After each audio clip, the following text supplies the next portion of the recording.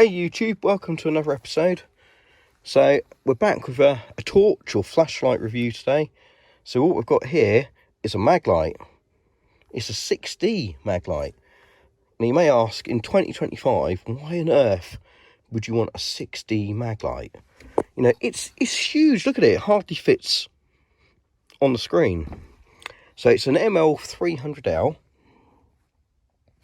And this is one of the LED Maglite offer these days, and it comes saying 6D, so that's 6D cells. You know, for comparison, look, we've got a little eagle tack here. This is a D25C2, so it runs on an 18650, and it's tiny by comparison. So why on earth would you want a light like this in this day and age? Well, it's quite a substantial light. It's got a bit of heft to it. Obviously, in the UK, you're not allowed to carry anything with the intent of being an offensive weapon. But if you're a security guard in the USA, say, or other parts of the world, you may want something that's got a bit of heft to it. But just as a tactile feel, if you're wearing big heavy gloves, if it's cold out, it's quite nice to have something with a bit of weight to it and a bit of size. Also, you can carry it on your shoulder. You know, if you hold it here and put the barrel of the light on your shoulder, it's quite a comfortable carry when you're out and about. And it is really just quite a nice light. And obviously you're going to get huge runtime. So if you actually run this on 6D cells, you know, you get absolutely monster runtime out of this thing. I'm actually running this on 6 AA batteries. I'm running them on any loop nickel metal hydride batteries. One, it reduces the weight down a bit, but with 6 of them we still get a pretty good runtime, and they're rechargeable. You can get rechargeable D cells, but AA is far more common. So let's just take this out and let's go and see how this actually performs in the darkness, shall we? So as with all modern Maglites, this has got an electronic switch. So if you're going to just leave it in a vehicle, which is what I do, or on the shelf, make sure you unscrew the tail cap a little bit. That'll break the circuit so it won't drain the battery. But we'll turn this on and just look at that beam. You know, it's classic mag. We've got a huge spill area and a nice tight spot. I'll tell you what, this really isn't a bad light considering it's just running on AAs. It's quite a cool beam, not unpleasantly cool, but it's certainly not a high CRI or a warm tint beam, but there's nothing wrong with it. On the camera it kind of flatters it a bit. It auto balances the white balance. If we turn around, we can look at the Land Rover and see that spot. It's really quite too bright at this distance. Now, if you click the button multiple times, you can see we've got different modes as we activate. So that's the low. But again, you still get quite a big spill beam.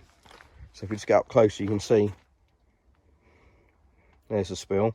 And the beam is perfectly focusable, just like it is on a classic mag as well. So if you're up close, the low mode's quite good. You could even use this indoors. So you've got low, medium and high, and it will default to high. Now I think the real thing to think about here is not ultimate lumens, ultimate distance or ultimate throw.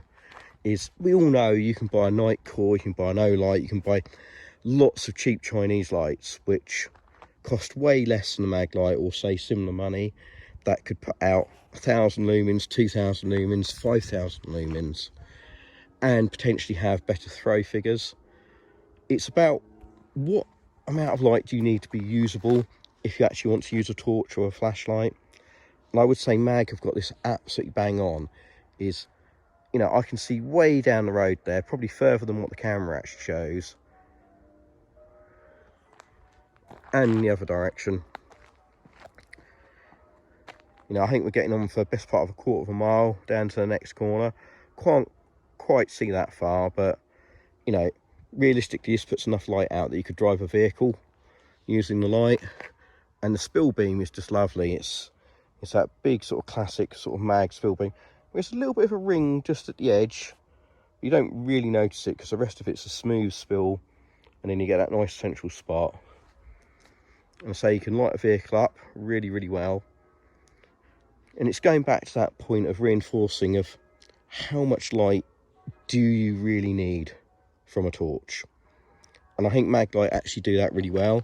Is they could probably make this brighter, you get more heat, it'd need to have a step down, and it would have a shorter runtime. But in reality, this high mode here is as much light as you ever really like to need in a backyard, a garden, across a field. You know, it's really quite a good light. And if it's too bright for close-up work, you do have to turn it off to cycle through the modes. There are a few programs you can do. You can select it to do different things if you want to have a strobe on it. But when you turn it on, just give it an extra click, and it'll drop it down to the medium mode, which again, look, even in medium, it still lights up the vehicle pretty well. Or do 1, 2, 3 in low, which on the camera might not look super bright, but you know, if we get up close, you can see actually there's quite a lot of light there, and you can see you've got that spill beam that, you know, you could point it at a map. You could definitely defocus the spot a bit to get a bit more flood, but you've got quite a good throw considering, you know, how little light output you get on the low mode. But crank it up to full again, and it is actually just a really good light.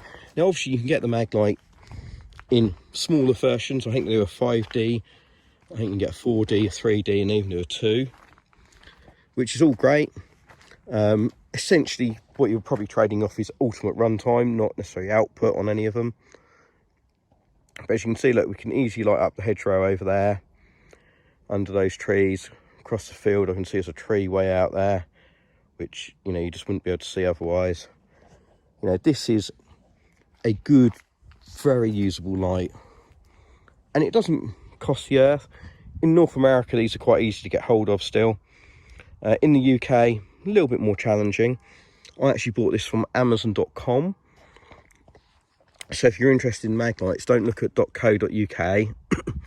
Try and have a look at Amazon.com. Sometimes you can find a good deal that comes with free shipping, or at least fairly okay shipping and no additional import charges, which is what I did with this. So 2025 Maglite 6D, does it have a place?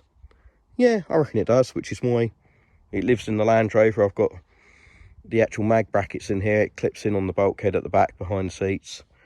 It's a good light. I'd certainly recommend it.